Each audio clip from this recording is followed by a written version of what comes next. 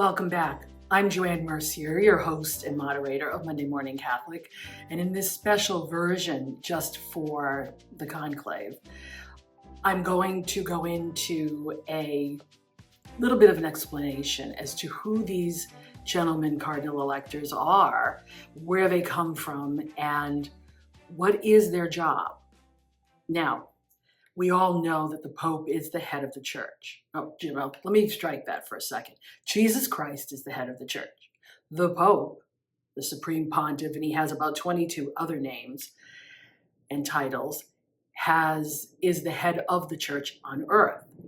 Then there is the College of Cardinals. And what they do is they are the governing body. In American politics, you would probably equate them with our Congress, because they're all representatives of dioceses, archdioceses, eparchies, and departments in the curia, or dicasteries as they're called. So, of the 252, about 135 at the moment are under the age of 80 and would be considered our cardinal electors. They are the ones who will actually elect the Pope. But as I said in the last installment, they've all been meeting for about 10, 15 days at this point in what's called general conferences, meaning they are getting together as a body to discuss the needs of the church at this time and who would be the best man to fit those needs. That's what they're doing. Almost all cardinals are bishops, except one this time around. And that is at the Pope's prerogative. A cardinal is a title. The title is honorary, okay? We have 3 levels of ordination: deacon, priest, and bishop.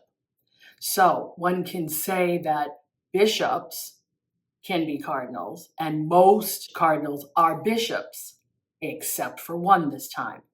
And his name is Father Timothy Radcliffe, OP. He's a Dominican, past director of the Order of Dominicans, the Order of Preachers as they're actually called. And he is from England, and he's actually a priest. So the funny part is if he should even have a chance of becoming Pope, they would have to ordain him a bishop first, and then he could become Pope, because a Pope must be a bishop. He is the Bishop of Rome. It just makes sense. You remember that. We forget that as Americans. We see the Pope as the head, but he's also the Bishop of Rome, and the Diocese of Rome is his. So he's responsible for it. Anyway, so of all of these cardinals that are meeting, they have to be, by the time the conclave starts, under 80. So they have to be 79 or under in order to vote to become Pope. Now, it is entirely possible that one of the cardinals who isn't a cardinal elector, who's not voting, could still become Pope. As I may have recalled in the last segment, sometimes the cardinals are looking for someone who's not going to, I hate to say this, but not going to stay around long. That's what they thought back in 1958 when they elected John the 23rd. He was older.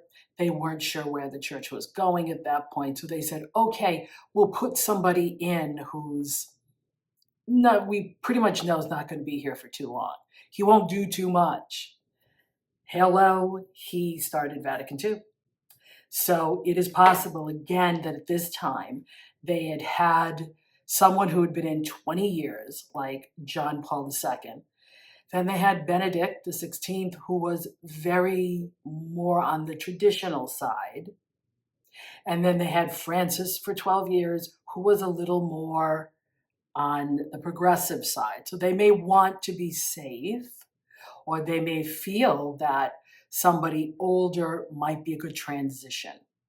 So it is possible that they could choose a cardinal outside of the electors. And I think Cardinal O'Malley, the Archbishop Emeritus of Boston, could fill the bill. Now, I don't think they'll ever put an American in, but my feeling is if there was ever an American who could do this, it would be Cardinal O'Malley. Now, I know about Cardinal O'Malley because I've lived in this area for years, but I don't know a lot of the other cardinals. Last time I gave you a website, Pray Cardinal, so that you could pray for the cardinals. This time I'm going to give you a different website to take a look at. It's called College of Cardinals Report, all one word, .com. Seriously, collegeofcardinalsreport.com.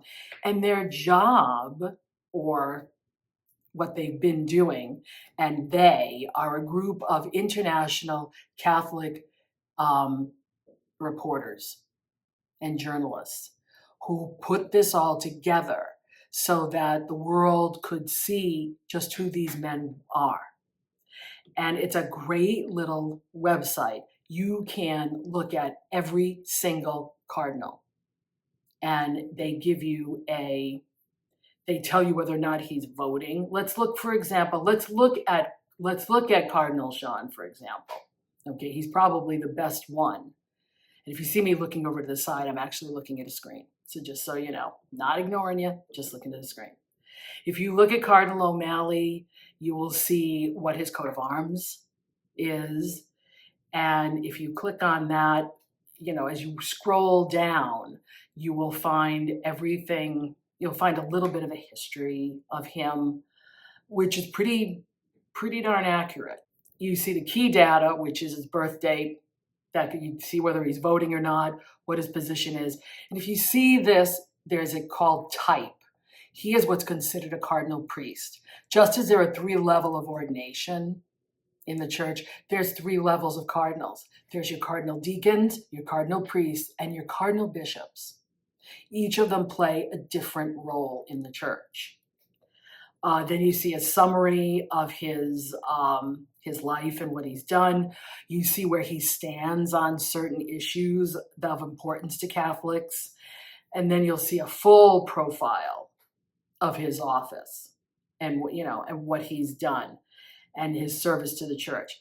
This is really intense. And yes, for some people, they might not get past the key data and maybe the summary, but for you church nerds, this is a great place to go, because you can look at every one. And in the beginning, they do give you all of the papabili.